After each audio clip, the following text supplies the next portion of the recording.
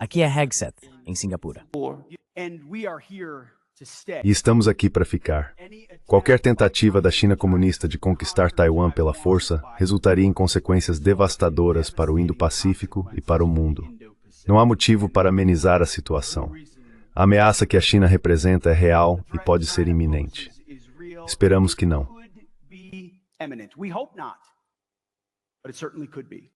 Mas certamente pode ser um discurso importante.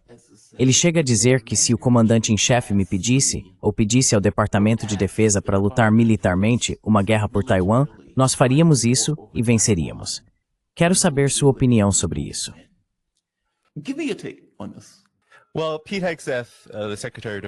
Bem, Pete Hegseth, o secretário de Defesa, costuma dizer, como fez em Shangri-La, que os Estados Unidos estão interessados em dissuasão.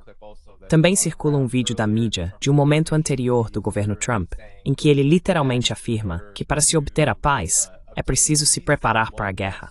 Portanto, Pete Hegseth afirmou abertamente que os Estados Unidos estão de fato se preparando para a guerra, mas sob a premissa de que a China está prestes a invadir Taiwan. Precisamos entender que a China também está se preparando para a guerra. O exército chinês está crescendo em um ritmo impressionante e, embora não esteja investindo tanto quanto os Estados Unidos em termos de valor monetário, está construindo uma força militar fortemente fortificada e altamente moderna para se defender do que os Estados Unidos estão realmente fazendo.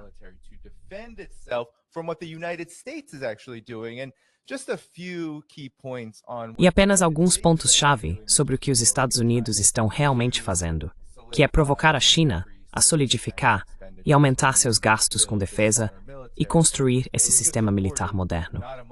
Foi relatado há menos de um mês que os Estados Unidos têm quase 10 vezes o número de militares norte-americanos em Taiwan, cerca de 500, treinando o chamado Exército de Taiwan. Para quê? Bem, eles estão treinando para uma guerra com a China. Não só isso, mas os exercícios militares que os Estados Unidos vêm realizando com as Filipinas citaram explicitamente Taiwan como motivo de sua existência. E, novamente, durante esses exercícios, os Estados Unidos posicionaram mísseis antinavio em ilhas ao redor das Filipinas.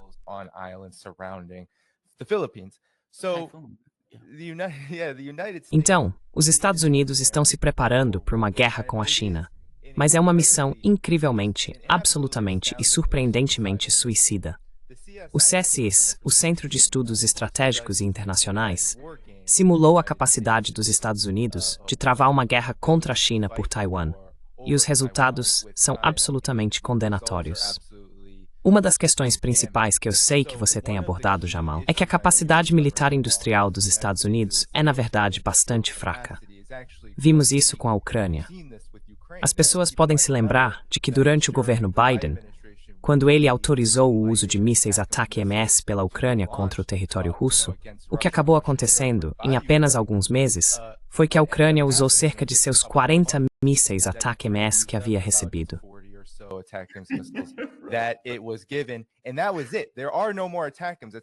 E foi isso.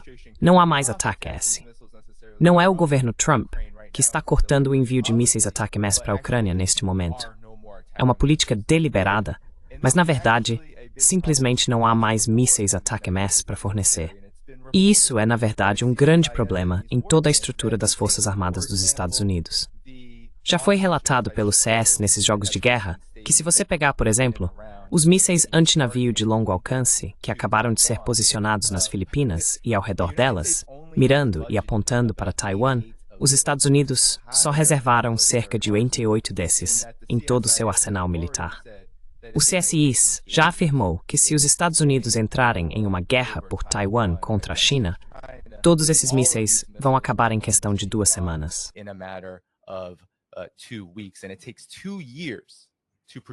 E leva 2 anos para produzir um desses sob o atual sistema de produção militar dos ASTOZEMs. Eu sei que você também já abordou isso, Jamal. O motivo disso é que os Estados Unidos têm um complexo militar industrial com fins lucrativos, que basicamente busca abocanhar todos os contratos possíveis e produzir o mínimo necessário para sustentar esse império sobrecarregado e, sinceramente, ultrapassado. E o Wall Street Journal, também publicou recentemente que a base industrial militar dos Estados Unidos enfraqueceu enquanto a da China está em plena expansão. E eu só quero citar um dado aqui. A China construiu mais do que o dobro de embarcações navais em comparação aos Estados Unidos desde o ano 2000. Agora, o número de navios de guerra é simplesmente incomparável entre os Estados Unidos e a China.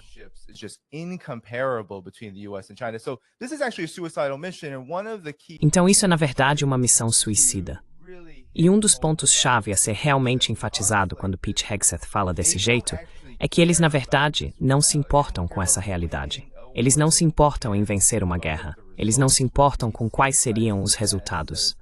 O CSI diz que basicamente todos vão perder. Toda a economia mundial será destruída. As forças armadas dos Estados Unidos ficarão completamente devastadas e danificadas. Taiwan será totalmente destruída. Mas adivinha?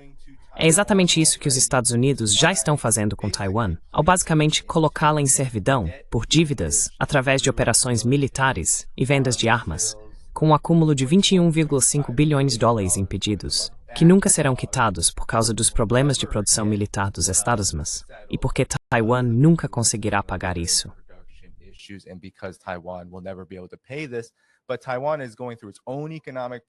Mas Taiwan está passando por seus próprios problemas econômicos. A escassez de ovos, a inflação está alta, e o governo Trump está tentando, por meio dessa guerra dos chips, na verdade transferir para fora do país a única coisa que Taiwan faz muito bem, que é fabricar semicondutores avançados. Eles estão tentando trazer isso de volta para os Estados Unidos.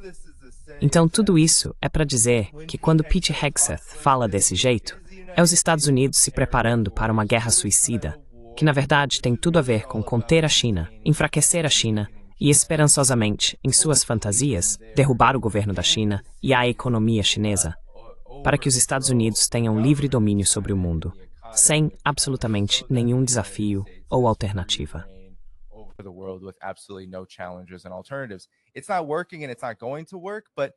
Não está funcionando e não vai funcionar. Mas a administração Trump, acredito eu, por meio deste discurso e do que vimos ao longo deste governo, está realmente tentando mudar para essa direção o máximo possível, enquanto mantém os teatros de guerra na Ásia Ocidental e na Ucrânia, para satisfazer, é claro, os belicistas que preferem esses conflitos. Então é uma situação realmente delicada. Na verdade, acho que é uma situação muito ruim. E Pete Hegseth parece ser muito bom em expor não apenas a missão suicida, mas também a absoluta impotência do próprio Império dos Estados Unidos.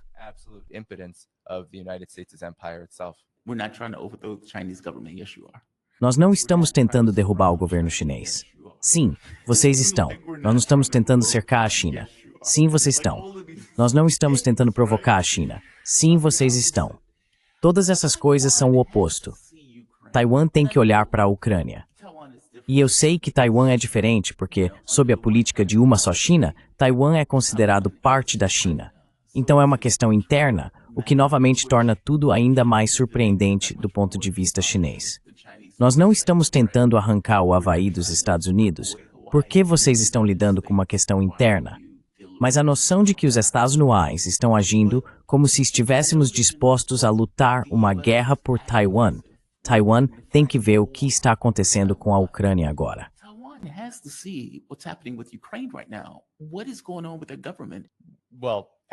O que está acontecendo com o governo? Bem, da forma como está atualmente constituído, sim, sob Lai Ching-te, a administração do DPP, a chamada autoridade governante, é de fato extremamente radical em termos de separatismo. Isso tem sido um grande problema para a China, o continente, a República Popular da China, ao lidar com Taiwan. Há muito pouco espaço sob o DPP para realmente chegar a algum tipo de entendimento racional e cooperação sobre como resolver essa disputa, que é uma disputa real. As pessoas precisam lembrar que, na verdade, não é o separatismo que está em questão aqui, apesar do que o DPP, Lai Ching-te e esses tipos de forças afirmam. A disputa original sobre Taiwan é, na verdade, sobre qual é o governo legítimo de Taiwan e o governo da República da China sob Chiang Kai-shek.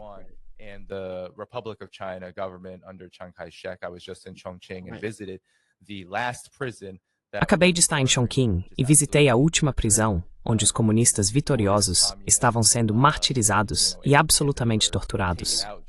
Eles foram executados apenas um mês depois. Em Chongqing, esse era o último reduto deles. Chiang Kai-shek teve que fugir para Formosa, como era chamada na época, mas agora Taiwan, porque eles perderam. O argumento é que o governo da República da China, esse governo nacionalista, é de fato o governo de toda a China.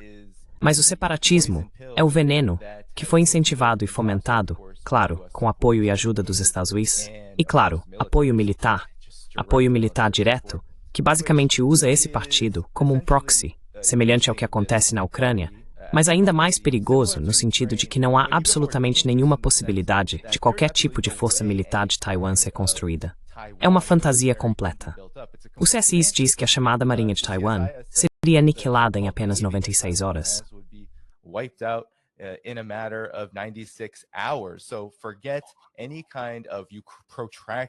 Então esqueça qualquer tipo de conflito prolongado como o da Ucrânia quando se trata de um conflito sobre Taiwan. Isso tudo é, na verdade, sobre os Estados Unidos tentando ser o mestre dos fantoches nessa ilha, que é uma parte legítima da China. E isso não vai acabar bem. O KMT, os antigos nacionalistas, na verdade o partido de Chiang Kai-shek, são a favor de uma China e de resolver essa disputa de uma forma que funcione para as partes envolvidas. O que, mais ou menos, seria parecido com o que é agora.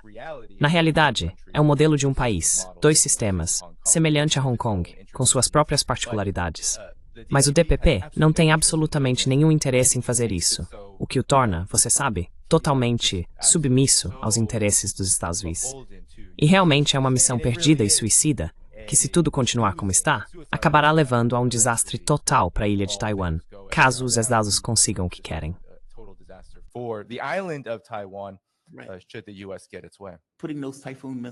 Colocar esses mísseis Typhoon nas Filipinas, de novo uma escalada radical. Todas essas ações são escaladas. Até onde você acha que eles vão levar isso? E você realmente acha que eles vão chegar ao ponto de uma guerra de verdade? Em algum momento, a China vai ter que responder.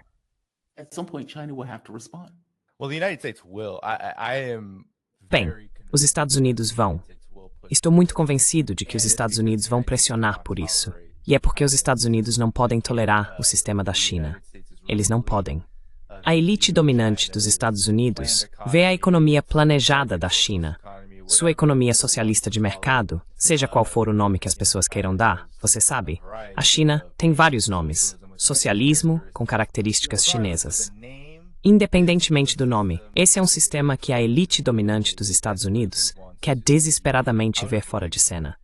E assim, os Estados Unidos, sua liderança, não o povo dos Estados Unidos, mas o governo, as administrações presidenciais, o Pentágono, as agências de inteligência, estão espumando de raiva agora. Eles estão fazendo vídeos absolutamente ridículos, tentando, bem, assim está, recrutar oficiais chineses de uma forma absolutamente hilária.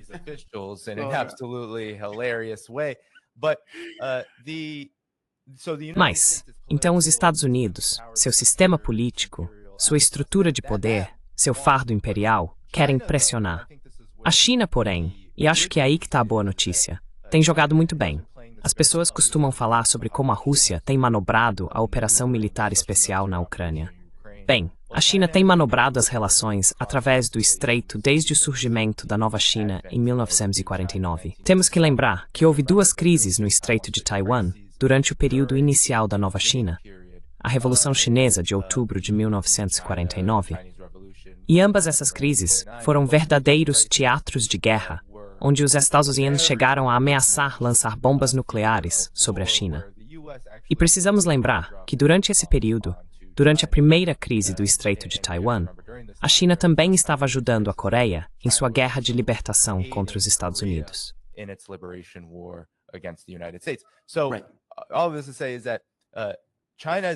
Tudo isso é para dizer que a China vem manobrando essa situação há muito tempo.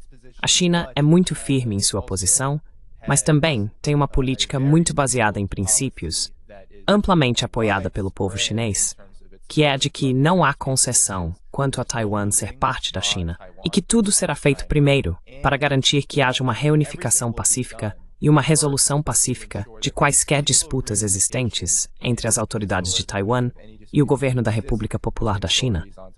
Até, é claro, os Estados Unidos interferirem e fomentarem o separatismo. É nesse ponto que tudo sai do controle e haverá guerra. A China já demonstrou isso em diversas ocasiões, e é por isso que o Comando Indo-Pacífico está tão alarmado.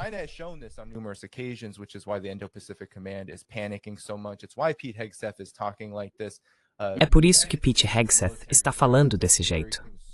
A alta cúpula militar dos Estados Unidos está realmente muito preocupada com o que a China conseguiu demonstrar em vários exercícios militares que ocorreram desde que os Estados Unidos começaram a enviar autoridades americanas. Mais notoriamente, Nancy Pelosi, em agosto de 2022. Esses exercícios militares enviaram uma mensagem forte e clara para a liderança militar dos Estados Unidos, de que, em questão de minutos, a China poderia basicamente estabelecer um bloqueio ao redor da ilha. E isso seria, especialmente no âmbito econômico, o fim do jogo para tudo o que os Estados Unidos estão tentando fazer. Então isso está assustando a alta cúpula militar americana.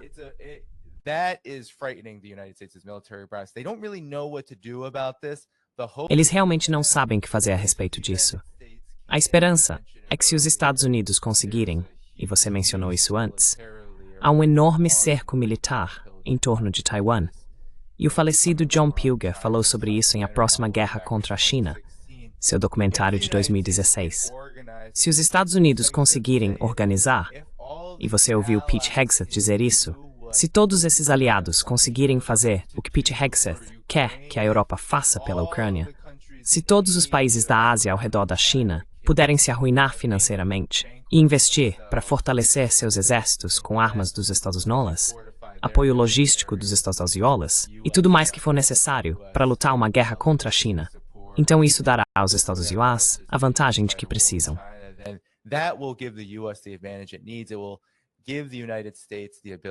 Isso dará aos Estados Unidos a capacidade de, quando uma guerra realmente acontecer, não ter que arcar com o grosso dos custos.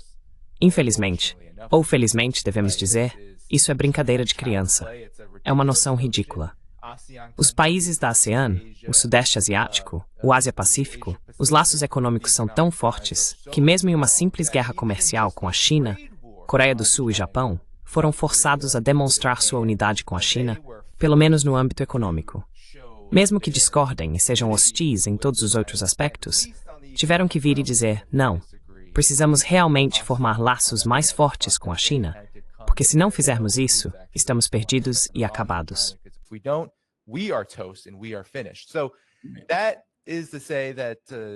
Ou seja, sim, a alta cúpula militar dos Estados Unidos, o establishment político dos Estados Unidos, a elite dominante, aqueles que controlam a política externa, estão definitivamente avançando o mais rápido e intensamente possível em um período de crise para o Império Americano, para se preparar para uma guerra com a China.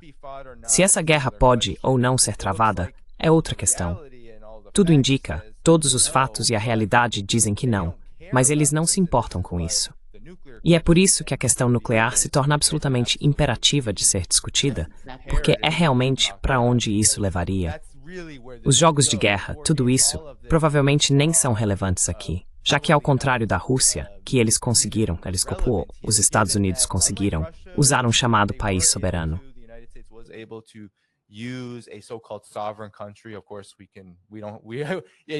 Claro, nós podemos, não é mesmo? Estou apenas falando sobre o reconhecimento pela ONU, certo? Reconhecimento pela ONU.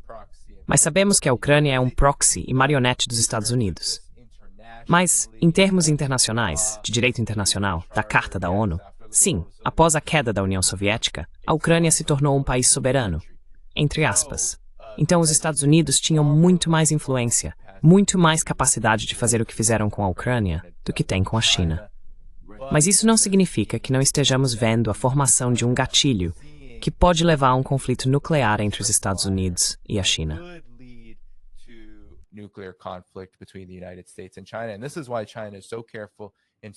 E é por isso que a China é tão cuidadosa e tão ponderada, na minha opinião, em suas respostas a toda essa retórica belicista, porque ao se preparar para se defender, ela sabe que as opções dos Estados Unidos aqui são, na verdade, bastante limitadas.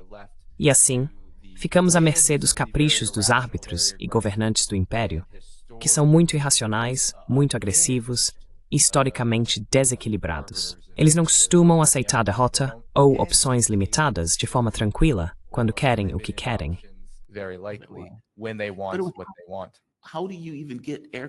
Como você consegue colocar porta-aviões em águas chinesas sem que eles sejam destruídos pela China, mesmo que a China não coloque um único navio na água? Só a ideia de que mísseis hipersônicos podem derrubar essas coisas antes mesmo de chegarem perto, eu não sei como isso funcionaria, a não ser em algum tipo de guerra nuclear. Sim, e a China sabe disso. E é por isso que ela vem fazendo o que faz há muitas décadas, que é esconder sua força e esperar o momento certo. É isso que a China está fazendo. A China está principalmente focada enquanto constrói esse exército moderno. Os Estados Unidos deveriam estar, mesmo que eu discorde de todos os relatos da grande mídia ocidental, que entram em pânico de forma histérica e tentam incutir medo sobre as capacidades militares da China. A realidade é, exatamente como você disse, Jamal. Sim, a China tem mísseis hipersônicos. A China está superando o exército dos Estados Unidos neste momento, em todos os aspectos. Quero dizer, ela acabou de lançar o maior porta-aviões talvez já conhecido pela humanidade. Existem jatos avançados que foram lançados. Aqueles usados no conflito entre Índia e Paquistão são antigos comparados ao que a China está apresentando agora.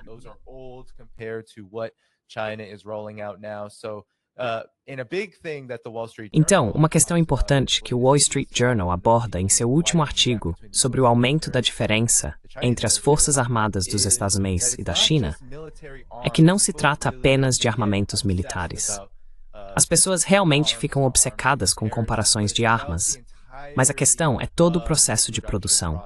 Por exemplo, quando se trata de trabalhadores industriais, os Estados Unidos têm cerca de 17 milhões, enquanto a China tem mais de 160 milhões.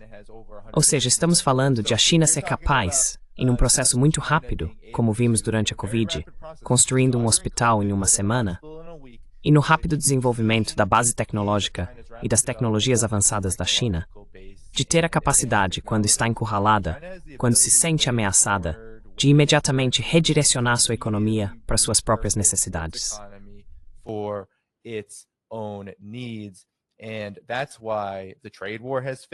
E é por isso que a guerra comercial fracassou, porque a China pode encontrar outros parceiros muito rapidamente para comprar seus produtos. É por isso que a guerra tecnológica também fracassou, porque a China pode facilmente contar consigo mesma, se necessário.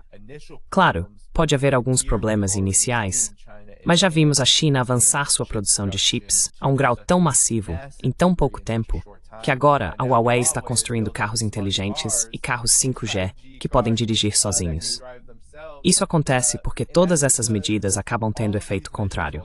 As ameaças militares, a agressão e as tentativas de conter a China também estão tendo efeito reverso.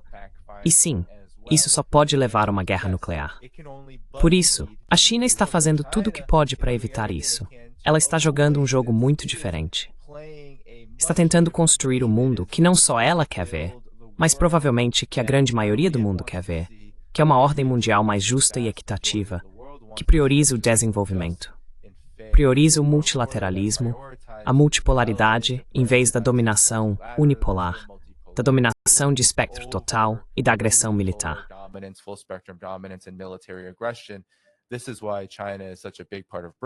É por isso que a China é uma parte tão importante dos BRICS e da Organização de Cooperação de Xangai. É por isso que a iniciativa do Cinturão e Rota já foi assinada por mais de 150 países, com mais de $1 trilhão em desenvolvimento de infraestrutura. É por isso que África, Ásia e América Latina veem a China não apenas como seu principal parceiro comercial, mas realmente como seu sustento econômico. Enquanto os Estados Unidos vão pelo mundo sancionando e impondo tarifas a qualquer um que considere estar atrapalhando sua própria dominação. Estamos vendo um mundo que está mudando rapidamente, e na verdade, isso está favorecendo a China.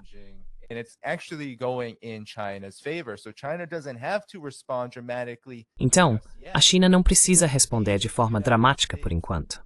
Mas, de fato, se os Estados Unidos tentarem violar a soberania da China a um ponto que ameace os interesses do povo chinês e o futuro da economia e do sistema chinês, então a China responderá à altura, e isso será devastador. E pode muito bem levar exatamente ao que você teme, Jamar, e ao que muitas pessoas, acredito, estão ficando cada vez mais receosas, aqui e ao redor do mundo, que é a guerra nuclear. Estamos nos autodestruindo. Canibalismo. Cannibalistic, thank you. That we're effectively eating us. Estamos na prática nos autodestruindo, enquanto a China, a filosofia deles parece ser diferente.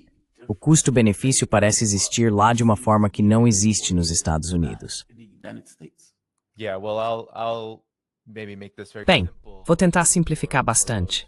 Espero que para aqueles que talvez sejam novos nas diferenças entre a economia da China e a dos Estados Unidos. Se olharmos para o elemento mais importante de uma economia neste momento, neste estágio de desenvolvimento, é o papel das finanças. Nos Estados Unidos, as finanças são totalmente monopolizadas e estão completamente nas mãos de interesses privados. Existem cerca de 5 grandes bancos nos Estados Unidos que, essencialmente, controlam toda a economia de várias maneiras. Uma das grandes questões para os Estados Unidos é que, atualmente, o país não consegue realmente investir, porque essas instituições financeiras, quando emprestam ou fazem negócios com grandes corporações e monopólios, estão fazendo isso visando o retorno sobre o investimento, um retorno para seus acionistas.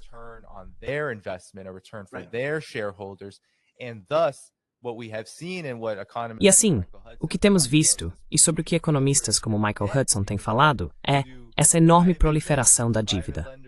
Porque o que os bancos privados, ou credores privados, realmente gostam? Bem, eles gostam de dívida. Dívida que pode acumular juros, onde eles podem obter um retorno maior sobre seu investimento. E isso é exatamente o que está acontecendo em todos os setores, até mesmo com alguns dos maiores monopólios. Isso acontece com as empresas de armamentos. Elas estão endividadas com as instituições financeiras que lhes dizem, bem, aqui está o que vamos te dar para que você possa investir em XYZ. É por isso que esse modelo está tão falido. O canibalismo está, na verdade, acontecendo com o povo, porque são as pessoas que mais sofrem quando os bancos impõem dívidas às empresas, às pessoas, e sufocam o investimento para que possam garantir seu retorno.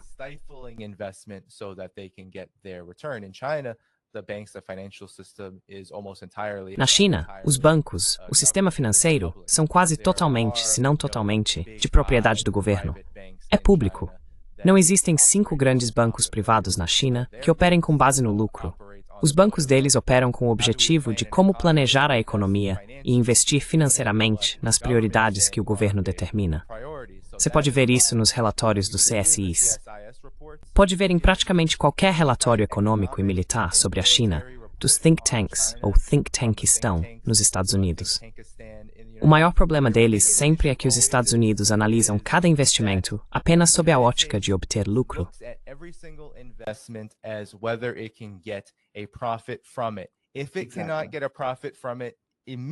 Se não puder obter lucro imediato, não fará isso. E é por isso que, de modo geral, os Estados Unidos não estão investindo praticamente em nada. Você mencionou ferrovias. Não vão investir mais em ferrovias, porque as corporações americanas e seus bancos, que basicamente controlam os investimentos, dizem, bem, se fizermos isso, vamos operar no prejuízo por X anos. E isso é inaceitável. Enquanto na China, os bancos estão mais do que dispostos a imprimir dinheiro, investir em infraestrutura e depois colher os retornos mais tarde. Essa é a diferença.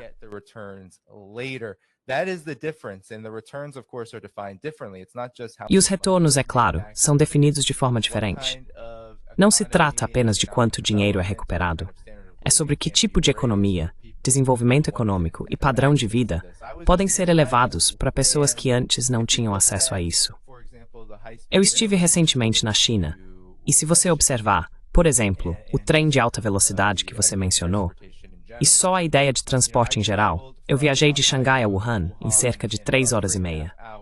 Essa é basicamente a distância de Nova York a Chicago, aproximadamente. E eu fiz isso em 3 horas e meia, a cerca de 350 km por hora, a velocidade máxima do trem.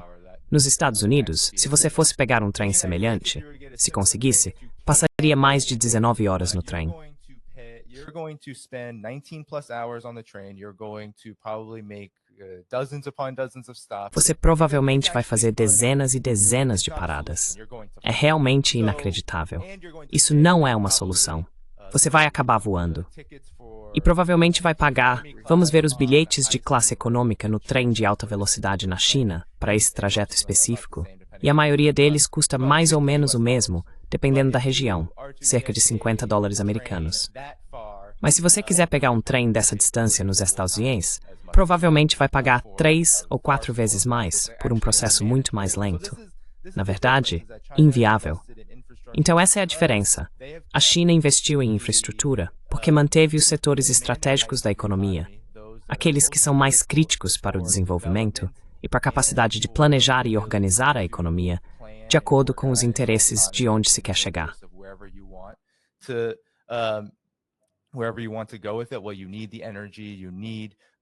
Bem, você precisa da energia, dos bancos, das telecomunicações. Você precisa que essas áreas sejam controladas publicamente, para que o mercado não possa simplesmente determinar o que ele quer. Porque todos nós sabemos o que o mercado quer. O mercado quer o máximo de lucro possível, o mais rápido possível. E isso sempre leva, é claro, a desequilíbrios, desigualdade e aos problemas que agora estamos vendo chegar ao auge nos Estados Unidos, um verdadeiro pico, que é a estagnação econômica e, claro, o descontentamento e o empobrecimento em massa da maioria das pessoas nos Estados Unidos. Essa é realmente a diferença.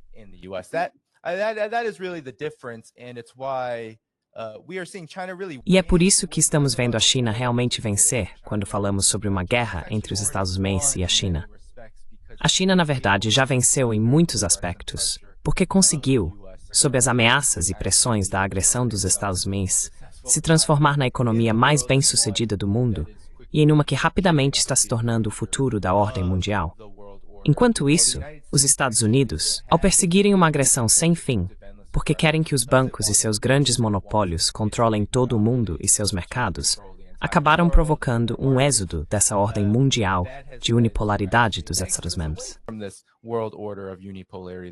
Liderar. Então é isso que estamos vendo em grande escala. E é um caminho, acredito que seja uma trajetória, que podemos esperar que continue.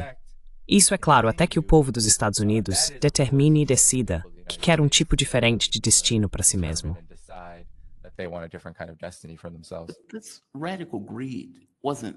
Essa ganância radical não existia antes. Quer dizer, talvez em algum nível existisse. Mas se você pensar bem, nós construímos pontes, construímos arranha-céus, construímos metrôs, nós costumávamos construir essas coisas. E em algum momento, isso simplesmente deixou de ser prioridade. Passou a ser, como você apontou, sobre como ganhar o máximo de dinheiro possível. E ter uma instituição política que se opõe a trabalhar pelos interesses do público, basicamente se isolando, trabalhando apenas para seus próprios interesses, significa que as questões do público importam menos do que o lucro, e não apenas o lucro de qualquer empresa em particular. Quando Donald Trump esteve na Arábia Saudita, ele estava lá para fazer dinheiro para certas pessoas, e isso não tinha nada a ver conosco.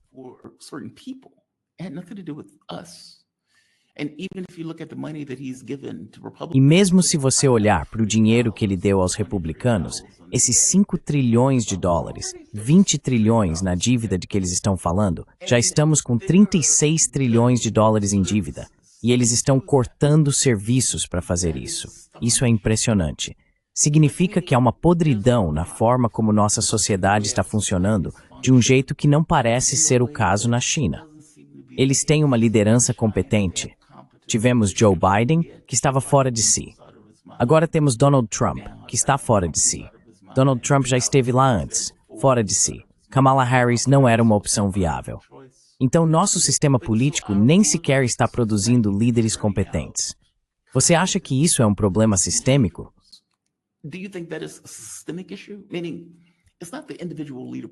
Ou seja, não é o líder individual em si. É um sistema capitalista que funciona de uma determinada maneira. E ao longo do tempo, eles ficaram mais eficientes, digamos, em extrair lucro desse sistema, inclusive usando o ramo político para isso. enquanto na China é um sistema comunista que na prática cavalga um sistema capitalista, ou seja, eles colocam uma rédea no cachorro e montam nele para extrair o máximo de lucro possível. Mas o controle público civil ainda é primário, enquanto nos Estados Unidos isso não é realmente o caso. É puramente orientado ao lucro, e isso parece ser insustentável como forma de conduzir os assuntos políticos do país.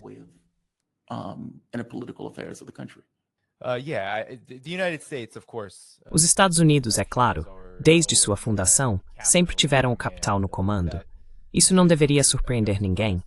Mas, obviamente, pelas exigências do desenvolvimento, pelas exigências, claro, da chamada paz social ou estabilidade social, houve momentos em que o capital no comando precisou fazer concessões para manter o sistema relativamente estável. Por exemplo, vimos isso durante a chamada Guerra Fria e em torno da Segunda Guerra Mundial, quando os Estados Unidos tiveram que investir maciçamente em sua base industrial para construir um complexo militar industrial.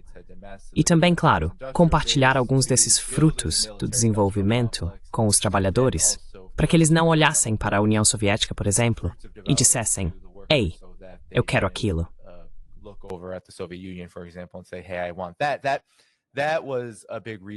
Essa foi uma grande razão para essa chamada Era de Ouro, da qual Donald Trump fala. Ele, na verdade, não menciona, bem, qual foi a verdadeira Era de Ouro?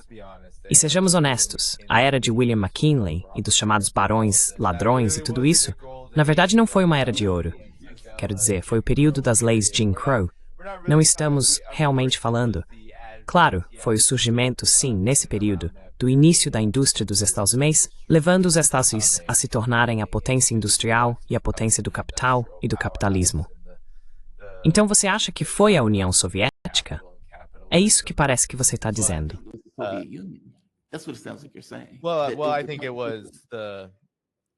Bem, eu acho que foi durante a Segunda Guerra Mundial, claro, quando a verdadeira Era de Ouro dos Estados Unidos, que gerações ainda vivas hoje podem se lembrar, começou. Isso aconteceu porque os Estados Unidos, obviamente, fizeram as celebrações do Dia da Vitória acontecerem em 11 de maio, e muitas pessoas estão muito entusiasmadas em comemorar.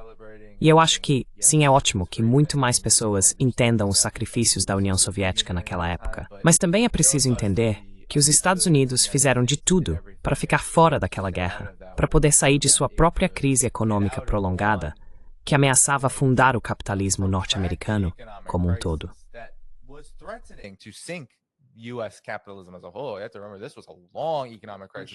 Você tem que lembrar, essa foi uma longa crise econômica. Foi uma crise que realmente não tinha solução, porque os barões ladrões, os banqueiros, os tenentes do capital, eles não queriam investir em nada. Aconteceu que essa guerra levou o governo a dizer, ok, e se vocês investissem nisso? E se nós investíssemos nesse enorme arsenal militar industrial, que pode então ter um efeito cascata para o resto da economia? E também pode, com sorte, satisfazer todos esses trabalhadores em greve, que não vão parar e que talvez acabem querendo ver um sistema completamente diferente, se continuarmos a espancá-los, destruí-los e tentar quebrar suas tentativas de negociação coletiva.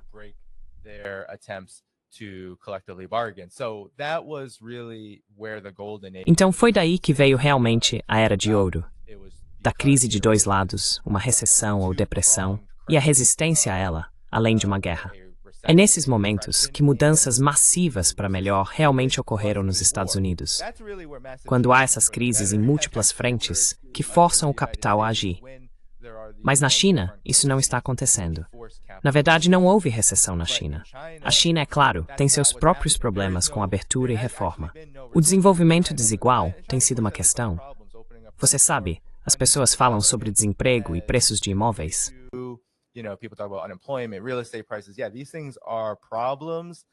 Sim, essas questões são problemas que em parte vêm do mercado, mas também de desequilíbrios gerais dentro de um país e de uma economia ainda em desenvolvimento. No entanto, ela não sofre os choques que as economias capitalistas enfrentam. Você não consegue citar um período, nem mesmo 2008. Foi a China que salvou os Estados Unidos em 2008 durante aquela crise econômica. Você não consegue citar um período, desde 1949, em que uma crise econômica como a Grande Depressão tenha sido imposta à China. Claro, Você pode citar talvez outras crises. O grande salto adiante e a revolução cultural foram crises diferentes para a China, que podem ter tido impactos negativos temporários na economia como um todo.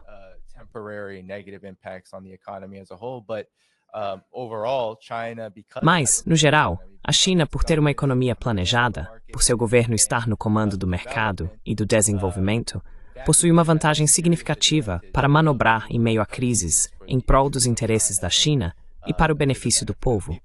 É por isso que ela desfruta de tanta confiança e apoio popular, porque as pessoas podem esperar que suas vidas melhorem com o tempo. Enquanto o oposto acontece aqui, quero apenas acrescentar mais um ponto sobre isso. Quando falamos desse período, muita gente menciona o neoliberalismo. Precisamos entender que o neoliberalismo, nesse período de privatizações em ondas de choque e essencialmente de uma guerra total do capital contra o trabalho e, de fato, contra o mundo, surgiu em um momento em que houve uma percepção, certo?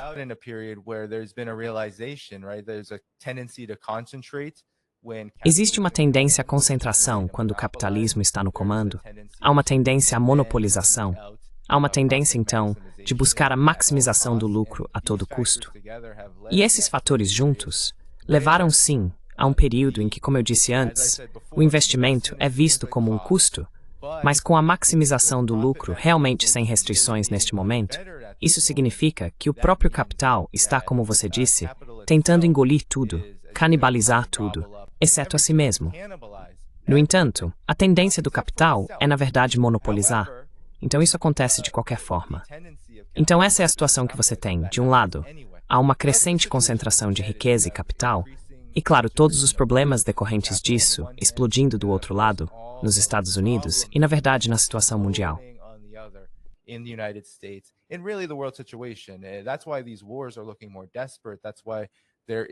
É por isso que essas guerras parecem cada vez mais desesperadas.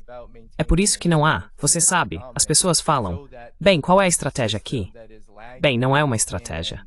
Trata-se de manter e expandir a dominação em todos os níveis, para que esse sistema, que está atrasado e em decadência, possa ser mantido perpetuamente. Foi sobre isso que se tratou a narrativa do fim da história com Francis Fukuyama. Era sobre, é isso. E não resta nada além do capitalismo liderado pelos Estados Unidos, e tudo e qualquer coisa será feita para garantir que isso continue sendo a realidade, apesar do fato de que o mundo inteiro, realmente, o mundo que eu acho que mais importa em termos de para onde vai o futuro da humanidade, está dizendo algo bem diferente agora.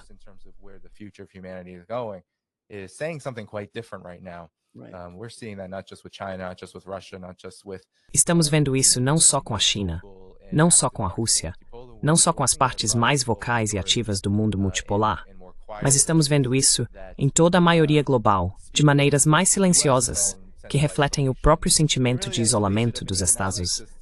E, na verdade, o isolamento de um sistema econômico que só pode se sustentar com as formas mais grosseiras e desumanas de repressão e controle social. Ou seja, basta olhar para Gaza para continuar existindo. E é isso que vamos continuar vendo. Então espero que todos nós estejamos atentos.